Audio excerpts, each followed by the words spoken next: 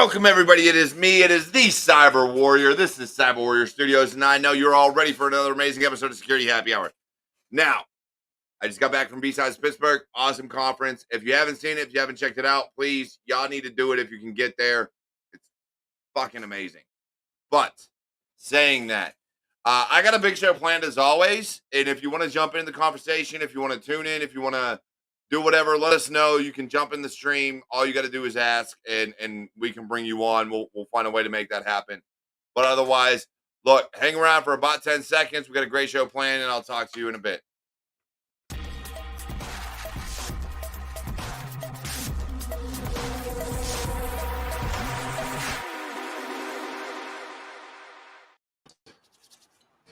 And we're back. Like I said, 10 seconds. And I got to say, shout out to Misha in the chat. I finally met her for the first time today in person, in live, in living color. And it was awesome. I love seeing her, her roommate, everybody else. B-Sides Pittsburgh was an amazing event. 1,004 people bought tickets. How many showed up? I don't know. But I know it was over 1,000 people at the Rivers Casino that bought tickets. And it was absolutely amazing. So, if you haven't been to a B-Sides, please get there. B-Sides Pittsburgh, I'm there every year. So if you want to check me out, please, B-Sides Pittsburgh, we'll meet up. We'll have a drink. We'll hang out and we'll talk. But amazing place to be. Otherwise, look, Devin, Pat, I want to give a shout out to Pat real quick because I was at the casino and the show was not set up.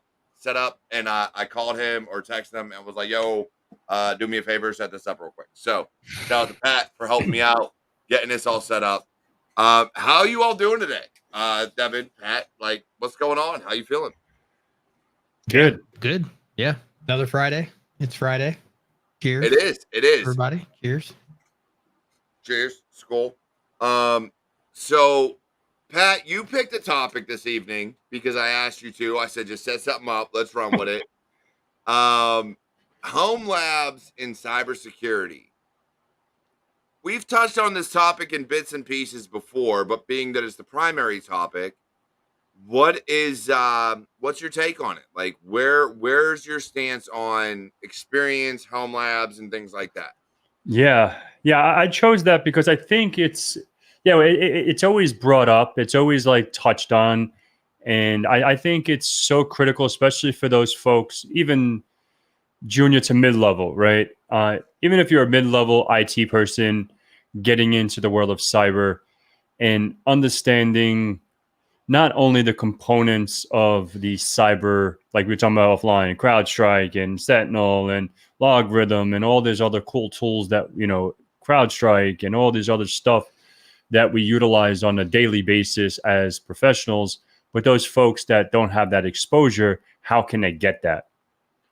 And that's where, you can set up your own infrastructure at home. Mm-hmm. I always say that versus going out to like Try Hack Me, Hack the Box, Cloud Guru, and all that stuff, just because it's on your own hardware. So it's like a travel lab, right? You can have it on your laptop if you have a laptop. I guess that's the only thing you can travel with, right? You can't bring your desktop around. But I mean, you could, but it'd be a little bit heavy.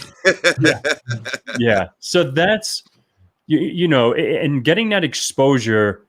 And I love it because I always say it probably sound like a broken record for those folks that have heard me say this before, but it's like you're not only connecting the dots with the cyber aspect, but you're understanding what you're building and what you're attacking or defending, whatever you're trying to do in the cyberspace.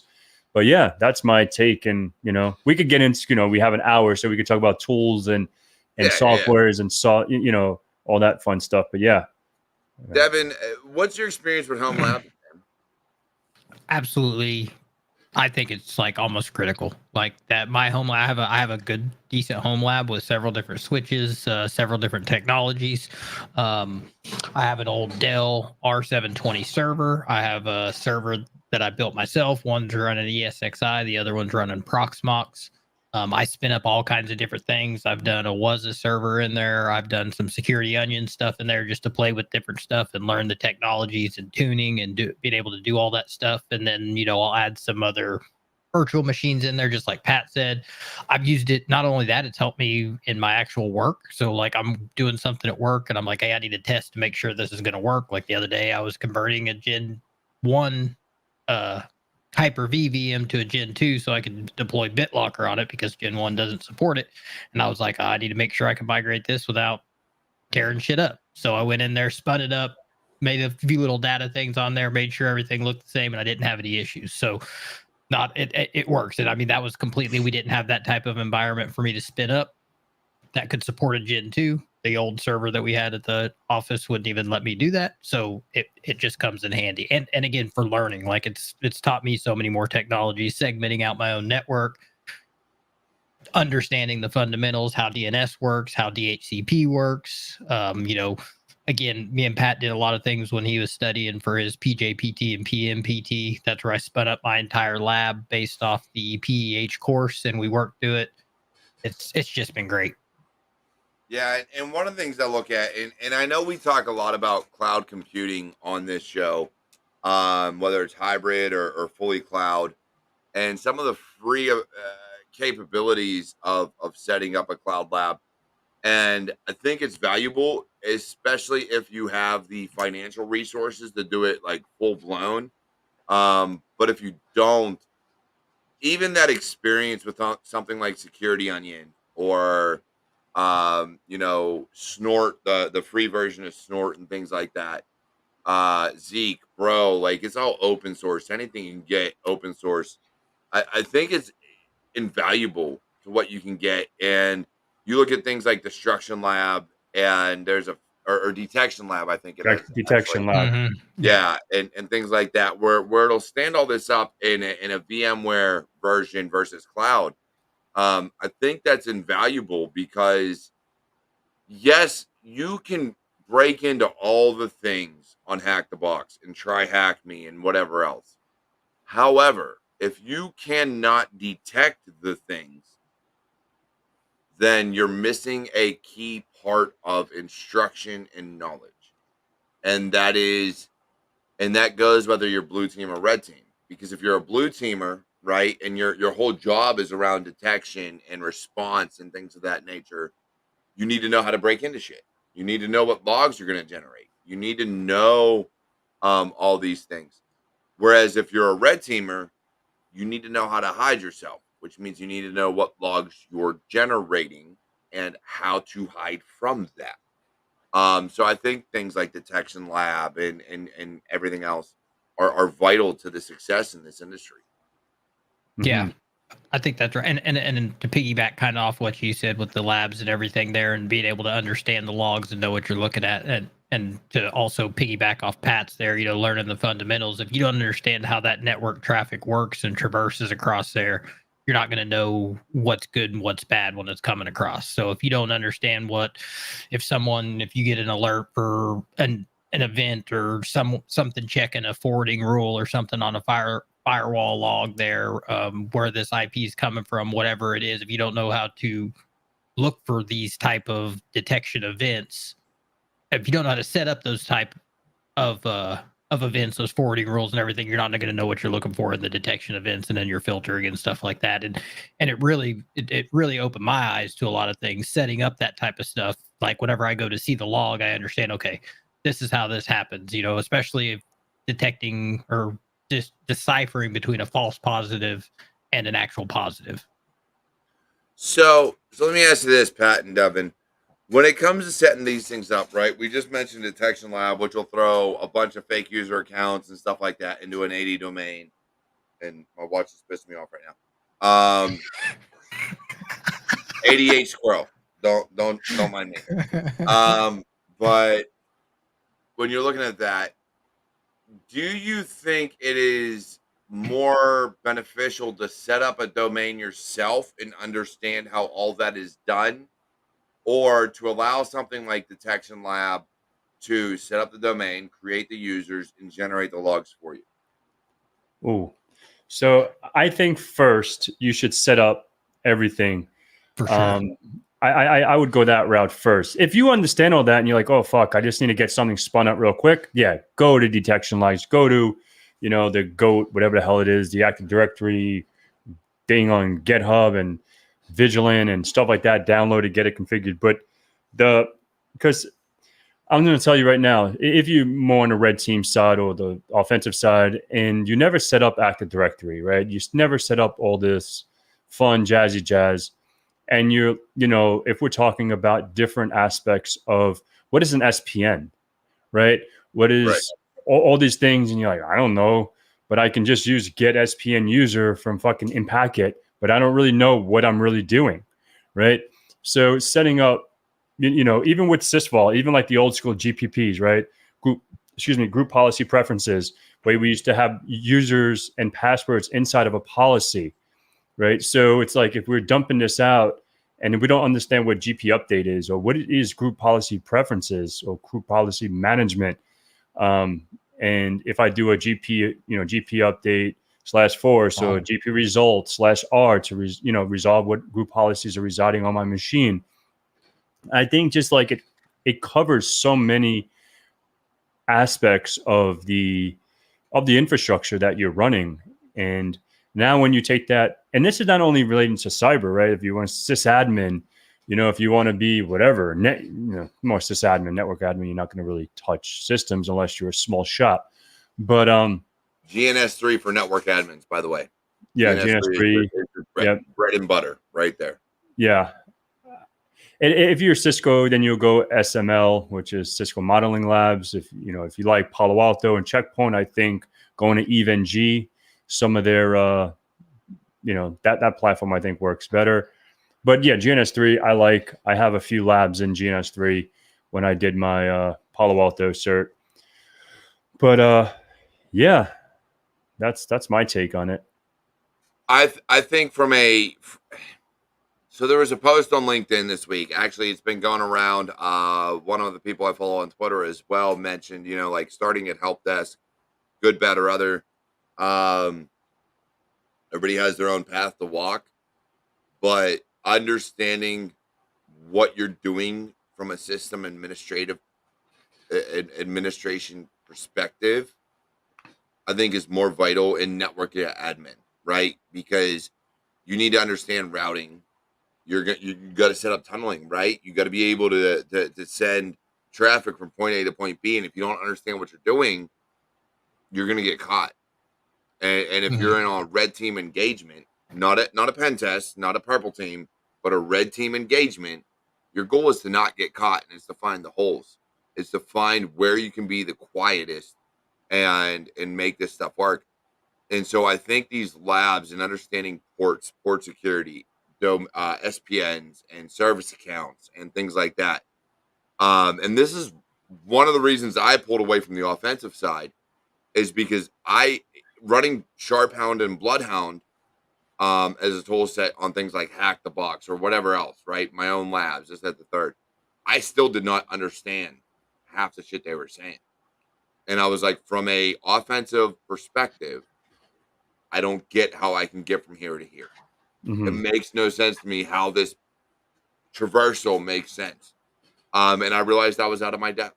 I was like, I've done so much with network pen testing from a race perspective and dumping credentials and things of that nature, that the lateral movement from user to, hey, somebody has an email or a service account that has interactive login or whatever enabled, it just never, from an offensive perspective, never clicks for me. From a fundamental perspective, I get it. But attacking that, I just couldn't find a way to make it work for me. And that's when I realized I was like, this isn't my bag anymore. I can't do the offensive side because I can't comprehend what's going on. But that's where sysadmin work, network admin work, especially if you're newer to the industry, that shit is pivotal to your knowledge base and growing within the industry. Yeah, no, absolutely. I agree 100% because, there's a few of those apples that jump into the world and get into offensive security and just pick it up like know them all. But I think, having those fundamentals, understanding, networking, like you said, if we're saying, okay, let's set up proxy chains, and when you have to go into your, proxychain.conf file and you have to set up different tunnels in there that we have to call back to 127.0.0.1 on port whatever. It's like, okay, now when you have to SSH to something else, and now I have to use proxy chains because it's off my network, and then we have to install, an IP route that traverses out of my gateway into my local subnet range, whatever. And you don't understand that, like how that's really going. And that's really simple, right? It's simple. There's no dynamic routing. There's no OSPF, EIGRP, RIP, anything like that. It's just a static route, right? Yeah. So a friend of mine or someone in in one of the discords the other day, he just put IP route. He didn't understand what 0.0.0.0 was, right? And he goes, why do I have that IP address? I'm like, hey man, that's just allowing all traffic, right? That's just saying everything. So, and some people don't understand, like I had someone, I think I made him feel bad, but I was just joking around because I'm a dick, right? So like there was someone at a local conference, and he had I had the same shirt. It's shrunk on me, but I'm at home, whatever, 127.0.0.1 or whatever that thing is. And I'm like, what does that mean on your shirt? Like, what does the home mean? And he's like, oh, this is just an IP address that Kali Linux gives you. And I'm like, this nigga crazy, son. Like, this dude is retarded. But I was like, okay, cool. That's whatever floats your boat. And then, you know right away. So the point of it, if you do labbing, you understand those things. Now, when you go to these interviews or whatever, you can talk shop, right? Yeah. So I think that's critical. Yeah, and Devin, we've talked about it a bit in the past, but you came up from, all right, so you transitioned to careers into IT. Yep. And you've come up from IT into security, and you kind of have blended the two. Yeah. How much do you feel building your lab, working in IT prior to going into security has really helped you in your career? No, it was super. I think it was super imperative. It helped me understand the concepts, kind of like what Pat's talking about there, understanding the network traffic and understanding the administrative side, and I worked for an MSP, so I got my hands on a whole bunch of different technologies, which is good. I mean, essentially, like I always talk about, and me and Pat talk about it, if you've worked with one firewall, you can work with any of them. It's just the nuances that each one of them have. They all do kind of the same things. Your routing, your switching. I mean, anything, whether it's a switch or firewall or a router, they all do the same thing. They just have a little bit different ways of getting there. But understanding all that before going into security and understanding how that works makes it easier to secure a network. When I understand how people get in, when I understand how information and traffic gets out, where the vulnerabilities are easier. I guess it's easier to understand what the vulnerabilities are. Yeah, and in my perspective, I think one of the things that we all have to collectively understand is that not everybody gets into security through IT. Yeah. As a career path, correct? So with that, though, you still have to have the understanding of what the fundamentals are, like Pat talked about, like you've talked about, Devin. I've talked about previously. Fundamentals are imperative to our career field. And I think that's what labs give us, is the ability to understand the fundamentals. And this is especially a home lab, setting something up like an Active Directory infrastructure or an Azure Active Directory or Entra ID, whatever the fuck you want to call it. Setting that shit up and being able to build that out, build out your own domain and your own Sentinel instance. And yes, it's expensive. You can do pay as you go, which isn't as expensive if you're a smaller tier, just kind of like trying to build things in a lab environment. But understand that if you are triggering red team and logs events like continuously, it's going to get pricey because the storage is expensive sometimes. Mm-hmm. But understand what you're doing.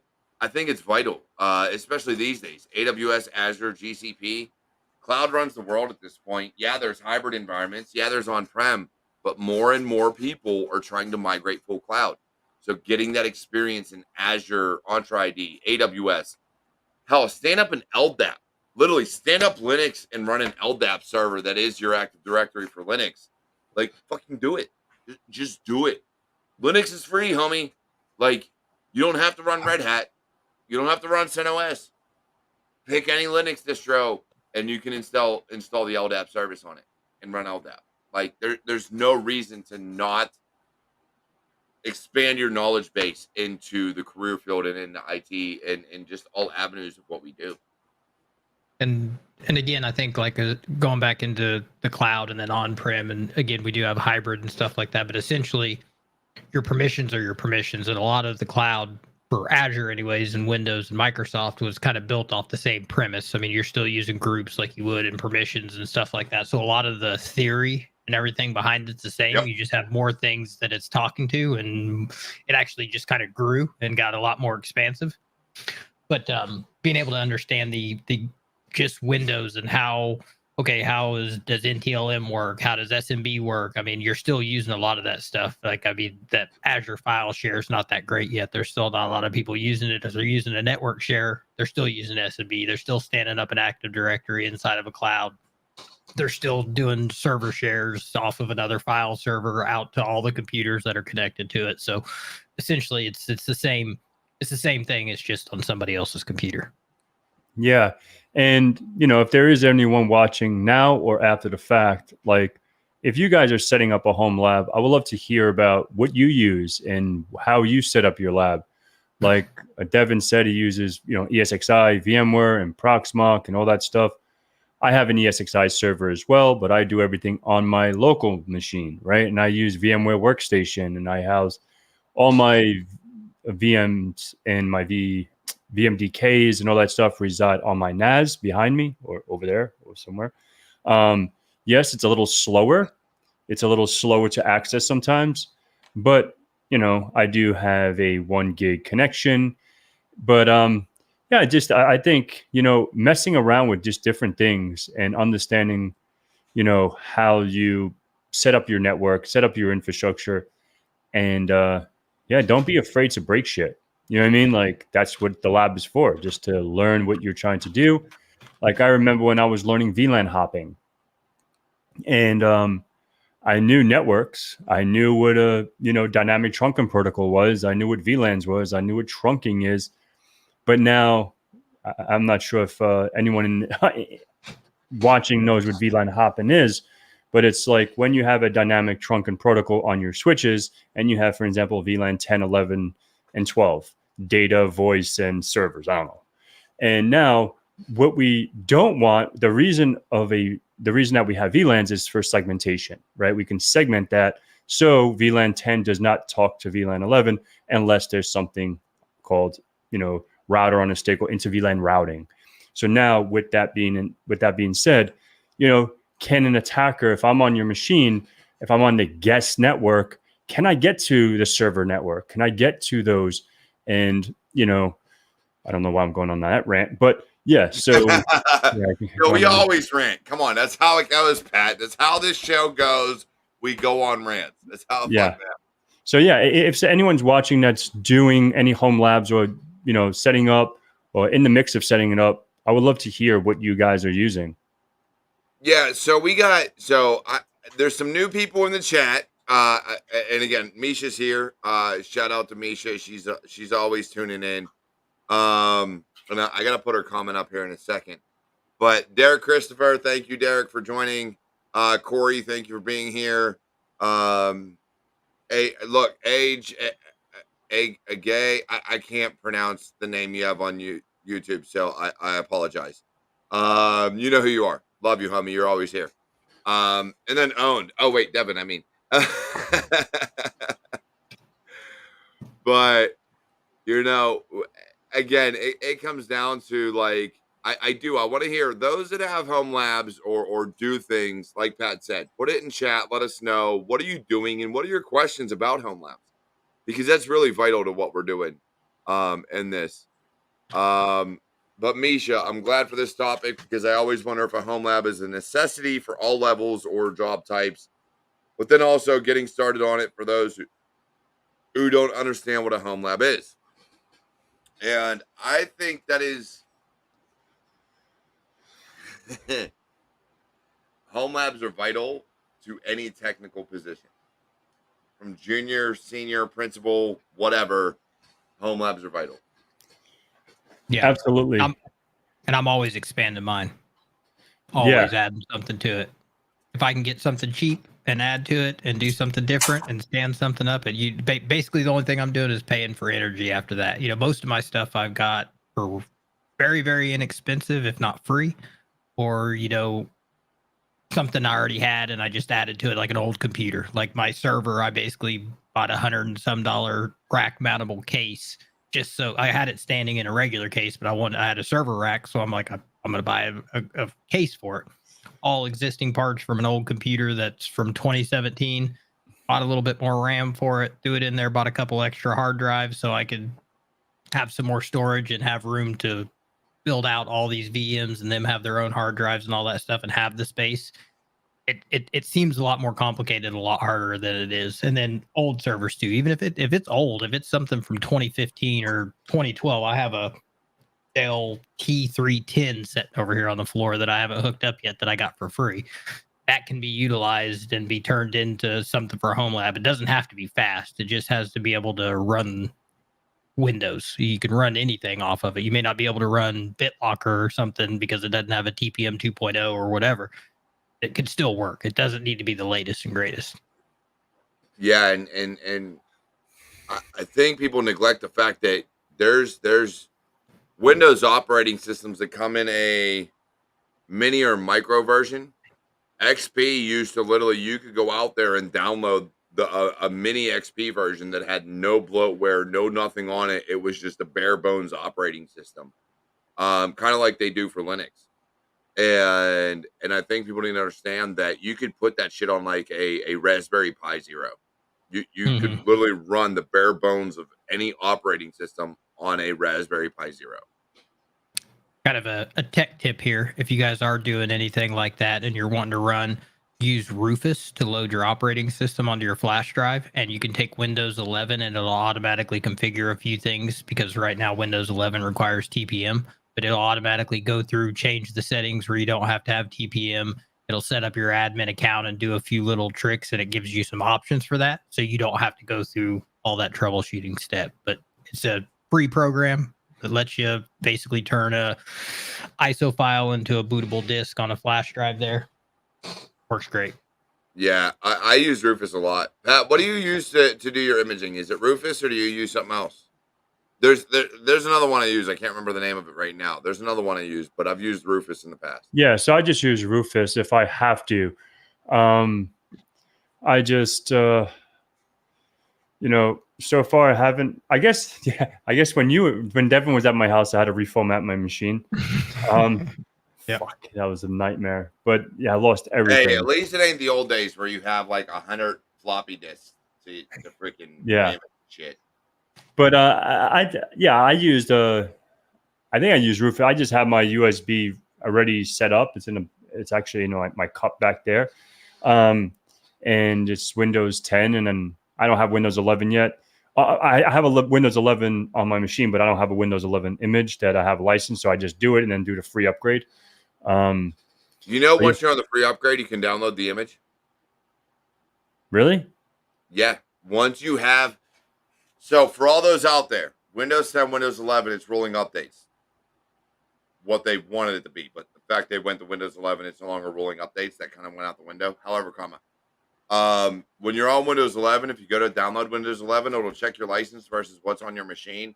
And it will allow you to download Windows 11 and put your key based on your machine on that image.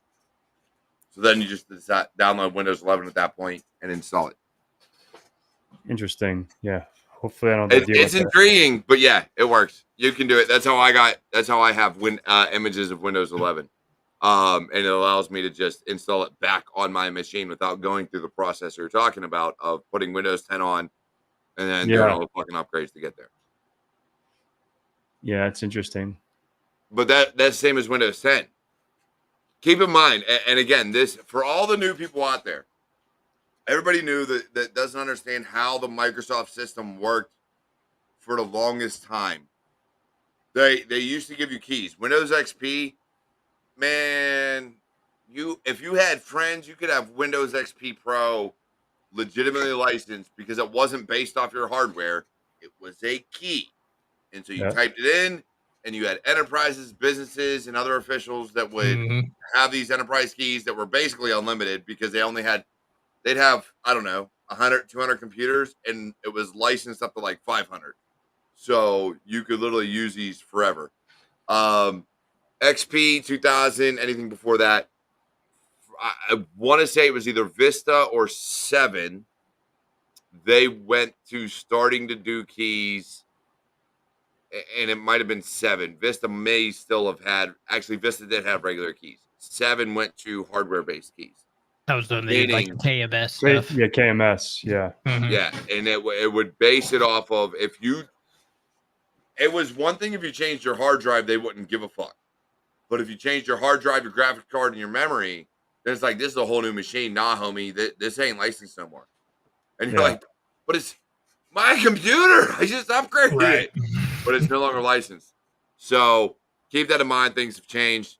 It is what it is. But yes, you can get images for all operating systems. Because if you go in to log in to download Windows ISO, it'll base it off of what is currently running on your system.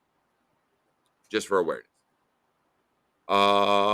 Let's see. So we do have a question here. Then we're gonna get the space tacos, which I gotta talk to you, space tacos, and get your resume. I got some things popping off that I may be able to help you out here in the near future.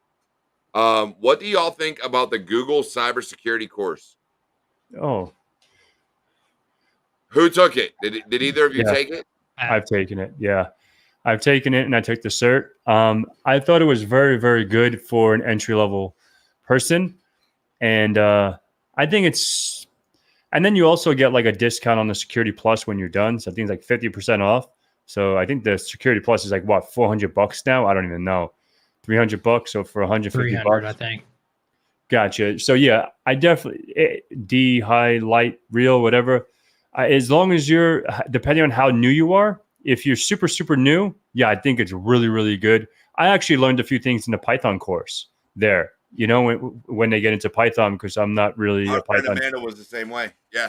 Yeah, and it was super, super informative. Like I really liked that section. I actually, paid attention. The other stuff I was just like willy-nilly because it's all repetitive.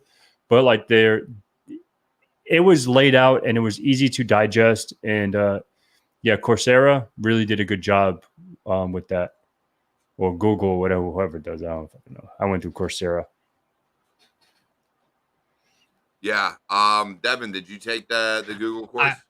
I haven't taken it. I've looked at some of the stuff on. There's like some courses on Udemy for it, and I've looked through some of the stuff. And from what I've seen, it seems like it's good. I've heard it's definitely not on the level of Security Plus, and it doesn't seem like it with the content that's there. But I think to get dip your toe in and maybe get a feel for things, it could be worth it. It's definitely a lot cheaper level entry barrier level there, I guess I should say. Yeah, it was good. In my eyes, it is pure fundamentals Mm-hmm. based on what I know about it. So Security Plus is a hair beyond fundamentals. From my understanding, and again, I never took it. I haven't gone through the course, so take it with a grain of salt. But Google cybersecurity certification and course is full-fledged fundamentals from beginning to end. Programming like Python, like Pat said. They do some analyst stuff, some engineering stuff. They do a little bit of everything, and it's vendor agnostic. It is legitimately just a fundamental course, which in my eyes, I love that about it. I absolutely love it. If somebody came to me and said, I want a level 1 role, junior role, I took Google cybersecurity course.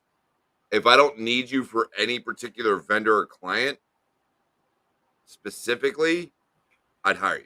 But if I need a specific architecture or vendor that I'm hiring for, that's what I'm gonna have to look at and be like, all right, I know it's junior, but have you played with X, Y, and Z tool at all? Like, I know they have free capabilities to do it. I know there's labs. I know X, Y, and Z.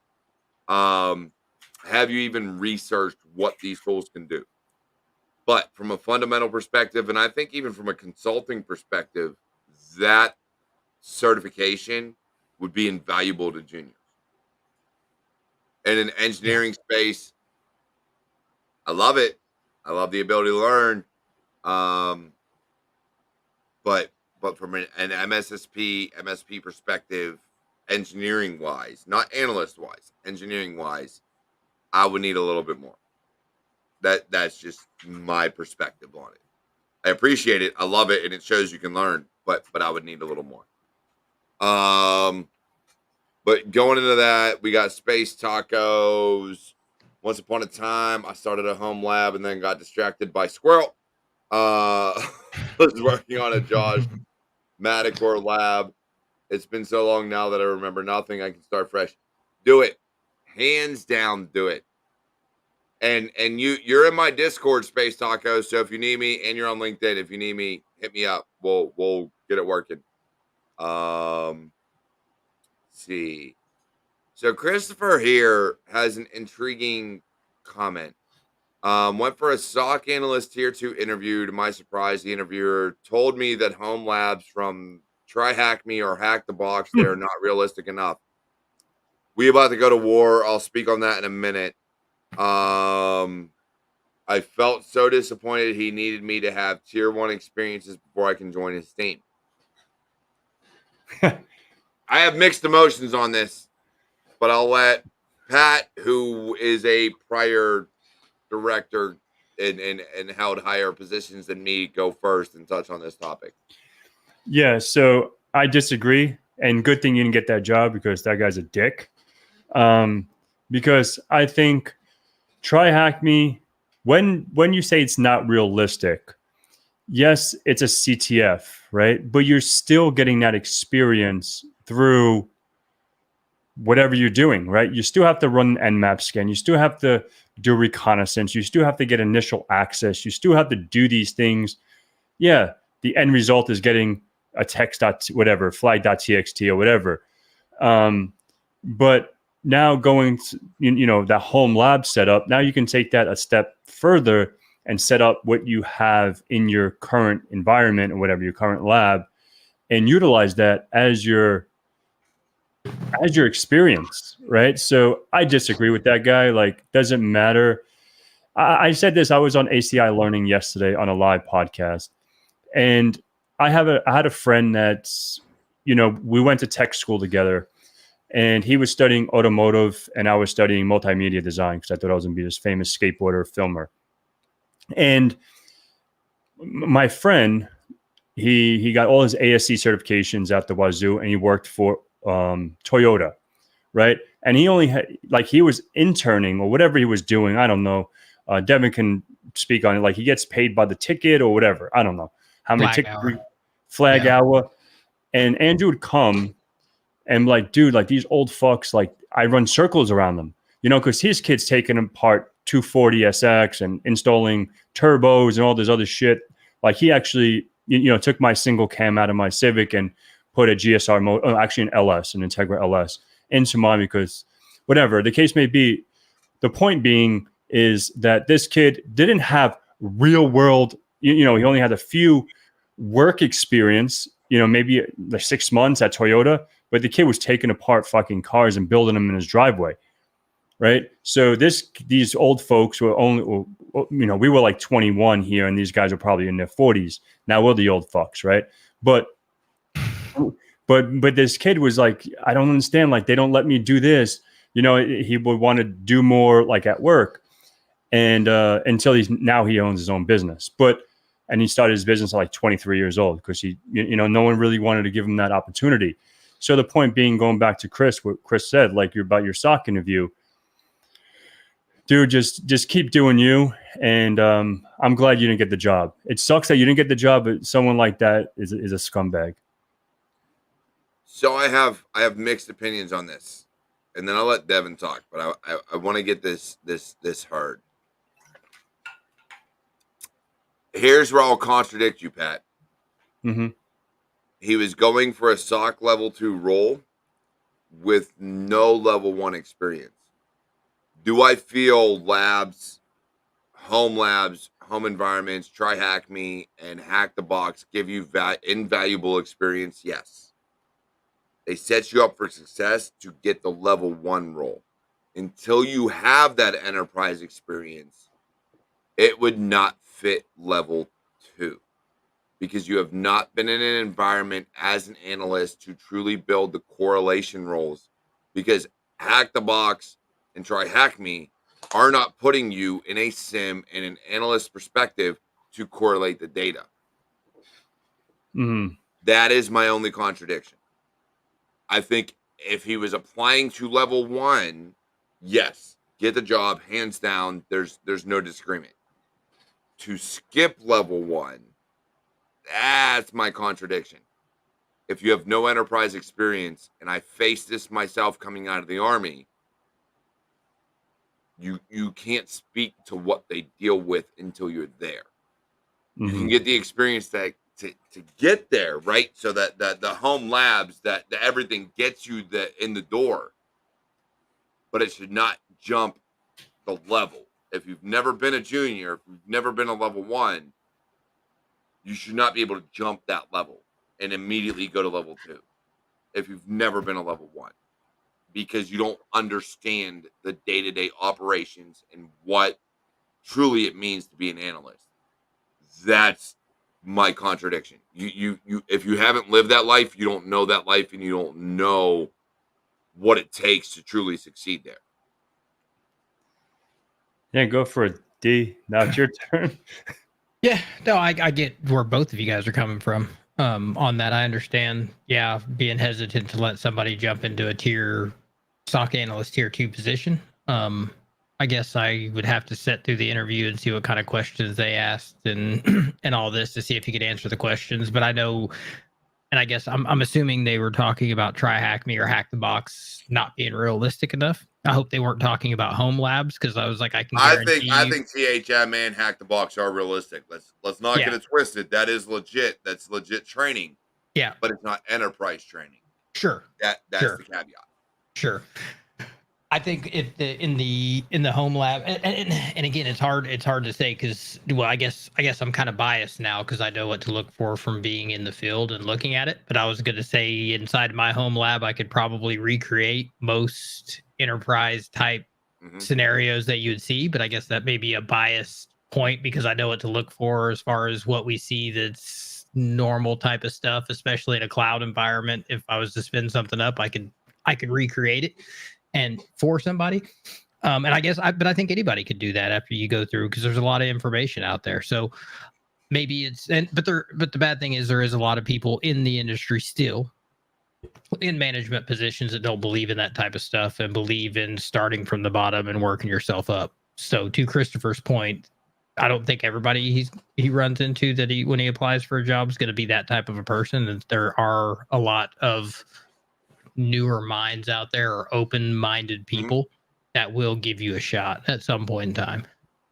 Yeah, and again, my point is, Try Hack Me and Hack the Box are real world experience. Let's be honest.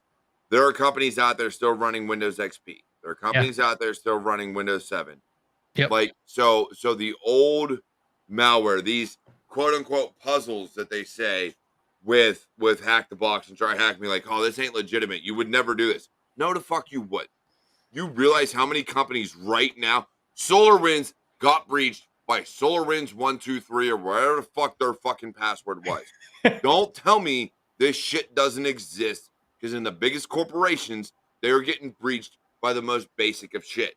So yes, Hack the Box, Try Hack Me are legitimate ways to learn. They're legitimate ways to know the industry, but they are not tier 1 experience. That is my point. Yeah.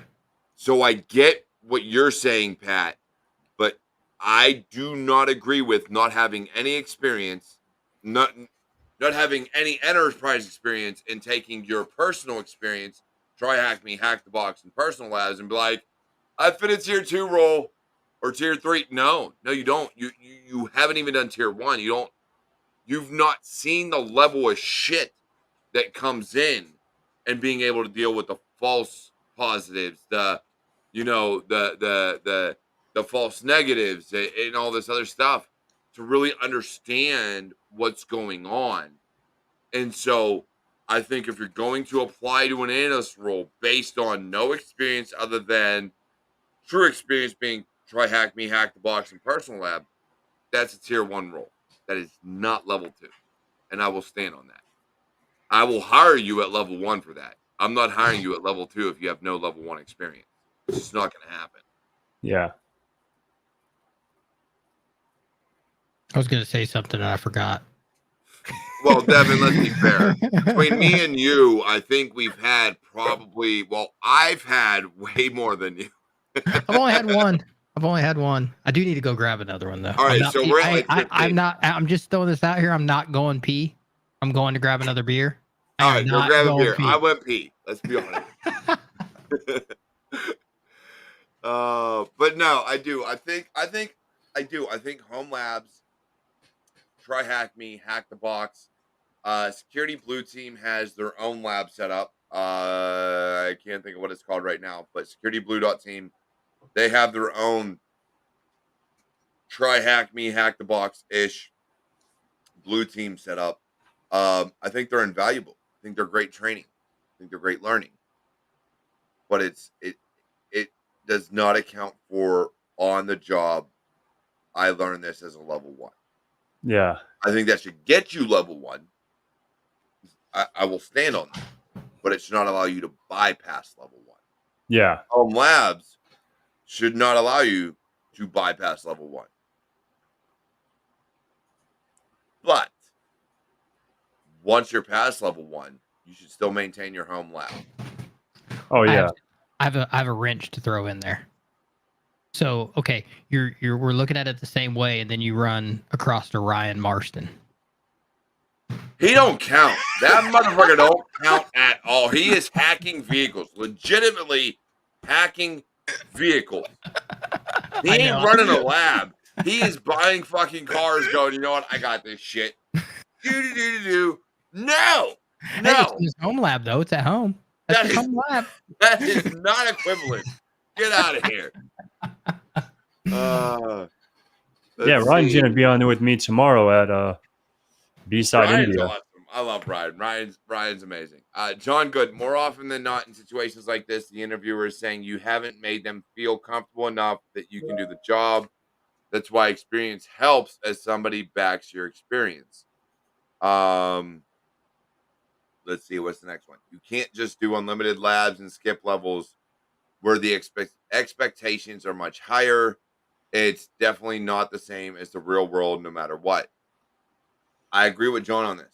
It's not. Yeah. I wanted to come out of the Army, make 6 figures, and say I could do this job.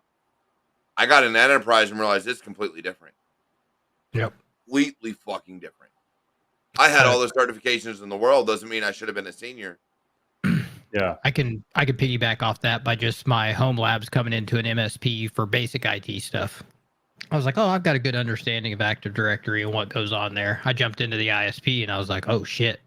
Like it's a lot different. Like it gives you a good baseline to start, but there's so many caveats and nuances and stuff like that you have to understand. Now I moved up pretty quick once I got in there because I had a good understanding with my home lab, and it definitely helped. And I would have been fucked if I didn't have and tried to jump into it. Seriously, I would not have known what to do.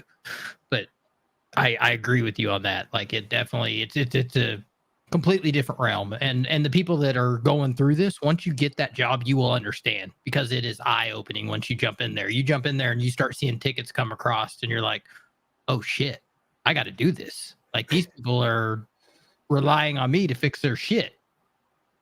And it's real.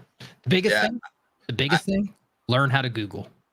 Well, Google Foo is your hero in this industry. But I don't know who Crispy Hayole is. They have never been in chat before, so thank you for joining this evening. Happy Freya's Day. But they make a very, very valid point, and it's this mathematical counterpoint. If the applicant's lack of level 1 experience was clear on their resume, I know it says or, but on their resume, why did they get the interview in the first place? I can't dispute that. Whomever this is, makes a very valid point. Yeah, that is very valid. Very crispy point. Right. So here is my take on this. So I did a few interviews for some mid-tier people, right? Some of them, most definitely from an engineering perspective, were not mid-tier. I've also talked to some other people. The problem lies, and I'm not saying this is what Christopher did earlier. I'm not. I am simply stating a job description will put out, it requires X, Y, and Z. In order to bypass that automated system, the ATS system, whether it's certifications, which let's be honest, if you have THM and Hack the Box experience, you can get your Security Plus, you can get your Net Plus, you can get your A Plus. Like if you've been doing this long enough, you can have the most basic of shit and get a lot of these certifications that will get you through an ATS. So if you put that on your resume, and then you also put on there, yes, I know Linux, I know Kali, I know incident response, I know incident handling, da da da da. I'm not going to say you're lying because it's not necessarily true, but you're embellishing. You have lab level experience in those. So it's not true to enterprise. And I think right now, because of ATS systems, especially juniors and mid-level, they are embellishing. They're saying they are fluent in something just to get the interview. I will not knock someone if it is not included in their job experience. If it gets you into the interview process by being, oh, you put a bunch of terms in, I know X, Y, and Z, cool. We'll discuss it, figure out what your true level of knowledge is. But if you tell me you are certified in no X, Y, and Z, and you don't, that's where I'll have the problem. And I'm a hiring manager. I will outright call you out on your lies and your bullshit. Yeah. I don't care. Don't lie. If you don't know something, don't put it on your resume. And to piggyback off that incident response, like you were talking about, the incident response that you go through on like try hack me, because there is a whole level for that on there. And what you do in enterprise, Yeah. not even on Way the same different. field, way different. And it's gonna, and every one that you do is gonna be different. You're gonna get different things thrown at you. There's gonna be different levels of it. So be careful. Yep. I definitely agree. Definitely don't over embellish too much. Like he said, throwing that stuff out there to say, okay, you have an understanding of what it means to respond to an incident. That's different than saying, I am an incident responder. I am in IR. I am in, disaster recovery, that type of thing. Like saying you understand it. You better go in there because they're gonna ask you questions about it. They're gonna ask you, okay, what's the basics of a IR DR plan? What's the basic things that you need to have inside there? You better be able to answer those questions and have a CEO or a CIO. Now, CISO. now where do you put this information, right? We talk about labs, we talk about all this stuff, right? And John Good, I'll put your comments up here in a second. Thank you for commenting and leaving these because it gives me some talking points as well. So you, Devin, came up through IT, kind of like shifted into cybersecurity from the organization you were in. They kind of threw it at you. If you were to put shit on your resume right now and say, I want to find a new job, I need some new shit to do, X, Y, and Z, would you put on there, and I know your background, right? So if you sent it to me, I'd call you on your bullshit. I'm like, Devin, give me a different resume. Like, this is a bunch of bullshit.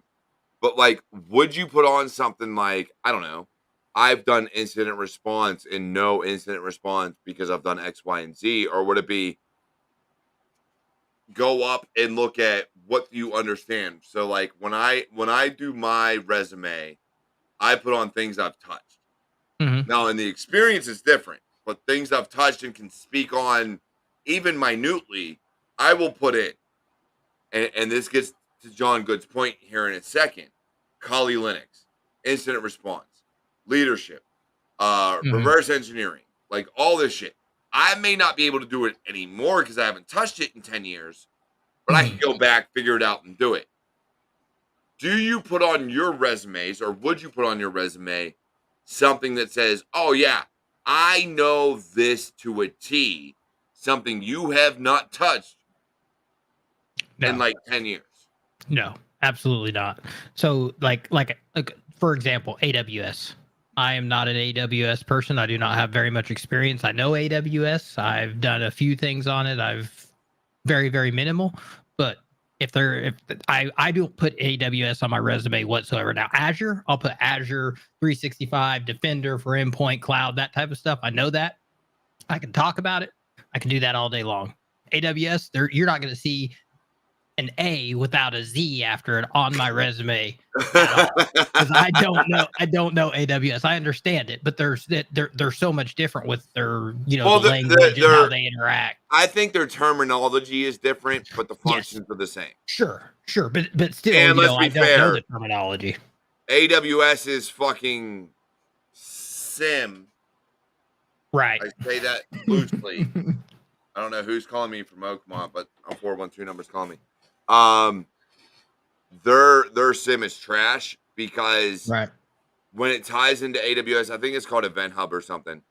And Security. Yeah, what Security is it? Hub, Security Event Security Hub. hub. I think Either it's something way, like that. Yeah. it is the most garbage thing ever, and Yeah. AWS will never sponsor me because I will talk shit on this platform all day. If you give me a log and your source is an AWS ID There we go. Yeah. and it's I dash whatever, like, no, I don't know what that is. You're gonna make me drill down to get to the host, not just say, hey, this host name sent this log. It's, hey, this AWS ID. Homie, I realize how many fucking hosts I got on here. I don't know this ID.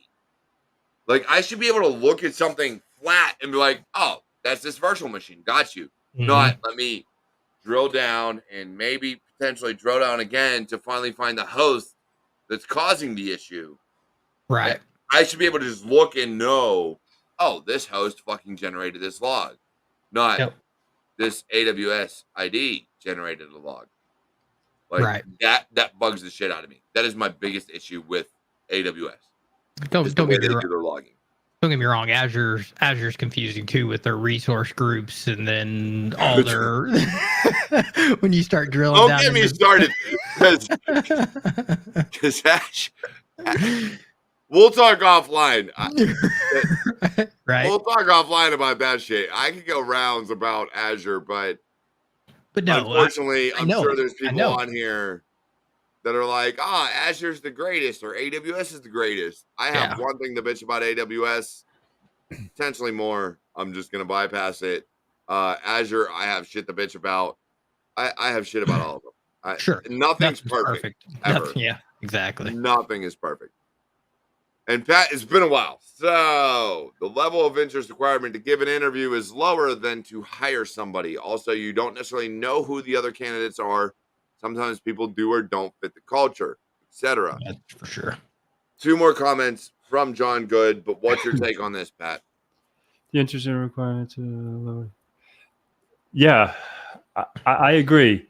I've interviewed in the past, and I remember going into an interview for a senior pen tester, and I remember once I joined the Teams call, it was four or five people, and the first, you gradually get to know someone, because I don't really get intimidated on interviews because it's like I'm going to tell you.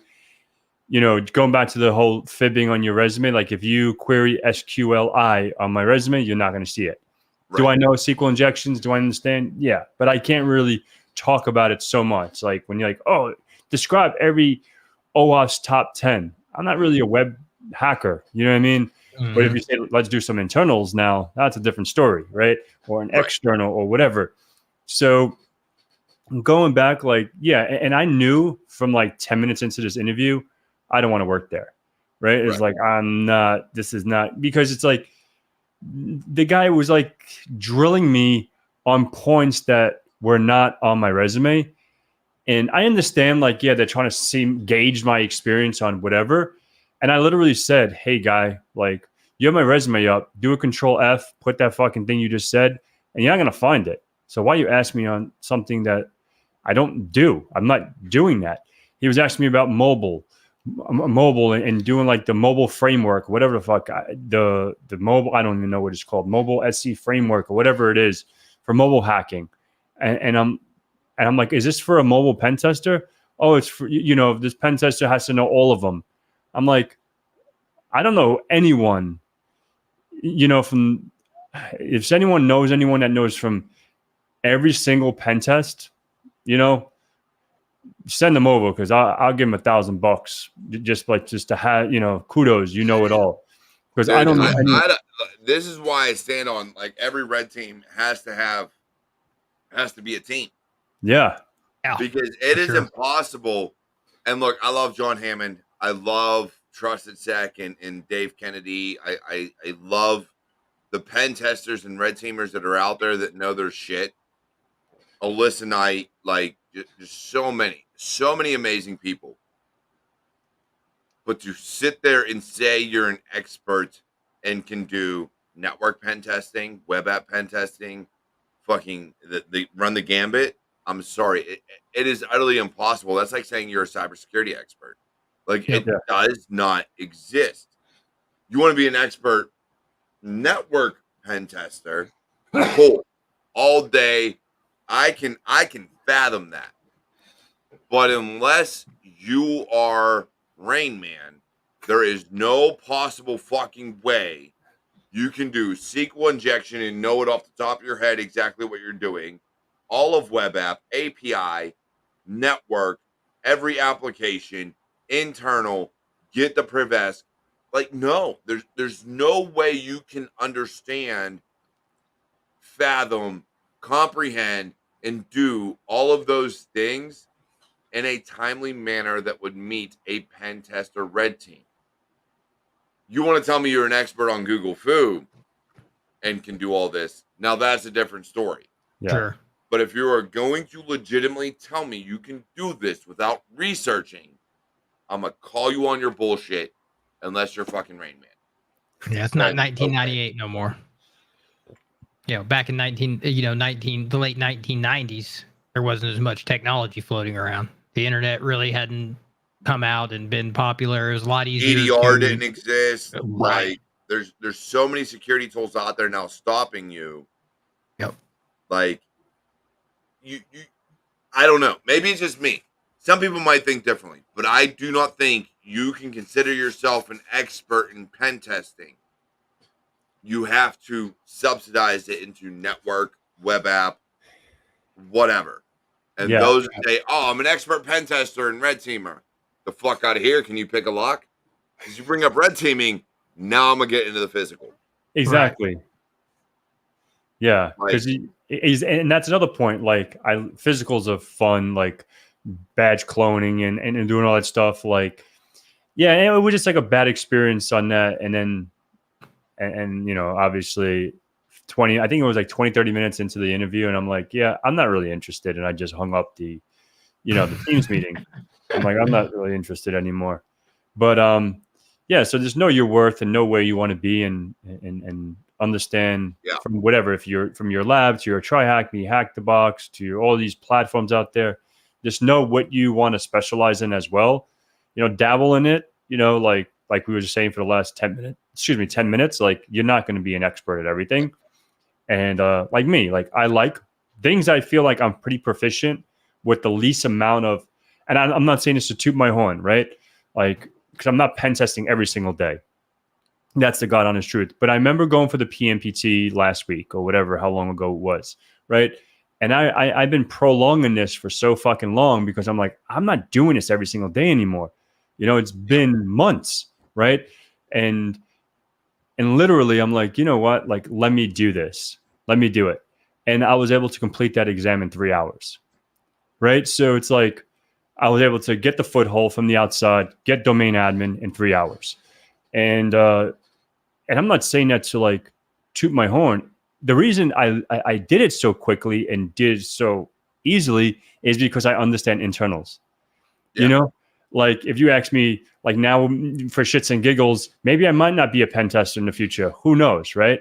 And maybe I just might be a blue teamer. God only knows. Maybe one day we'll announce that. But but the thing is, like, maybe I'm going to go for a web app tester because I suck at web apps, right? Like I don't do web apps. So maybe I'll go for something like that just to learn more about, IDOR or SQL injections or unauthenticated, attacks and unauthenticated and authenticated attacks and whatever. Go into Burp Suite, try to, do some shit. And yeah, that's my spiel. I just think, when we look at this, and we're over the top of the hour, so we're gonna be wrapping it up here in a minute. But when I look at these things, anything you want to dig into, you can do through a home lab. Yep. Cloud or on-prem, like virtual machines, whatever. Burp Suite offers it. You want to be a web app pen tester?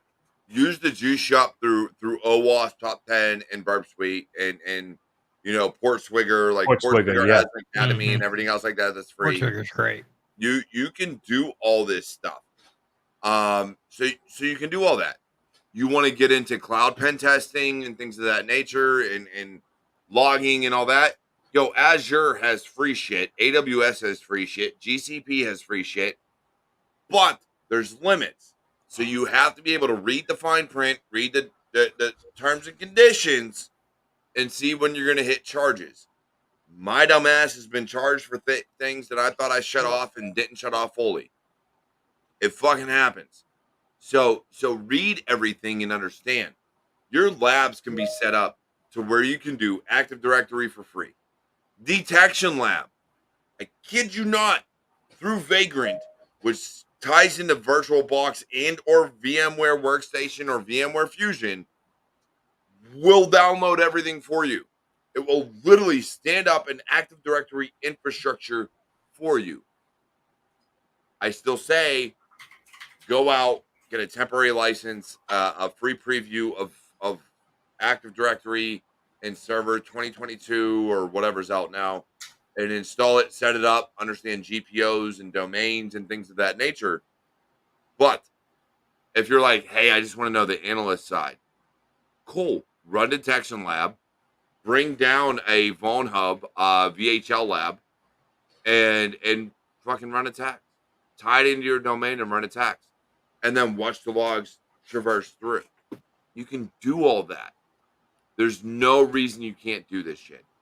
The only thing stopping anybody here in chat or anybody watching from learning and growing in a lab environment is yourself. Because if you're here watching, if you're in the chat, if you're on Twitch, if you're on LinkedIn, you have the internet, which means you're already paying for the resource you need to be able to do this. You can do this shit for free. There is nothing stopping you but you. That's all. Devin, what you got? We're at the top of the hour, well over. What you got? Yeah, I think we'll just reiterate how important it is, and you have the resource. If you have a computer, even if it's not the greatest computer, you can still run, VMware Workstation, VirtualBox for free. Spin up your home lab, spin up a couple of resources, even if it's just one AD and one, client on that network. You can make it work. You don't need a whole lot of resources. Just do it. There's so much information. Pat's got a ton of great information out there on his channel on how to set up these whole networks to do it. All you have to do is do it. There's DNS3, EVNG for your networking side.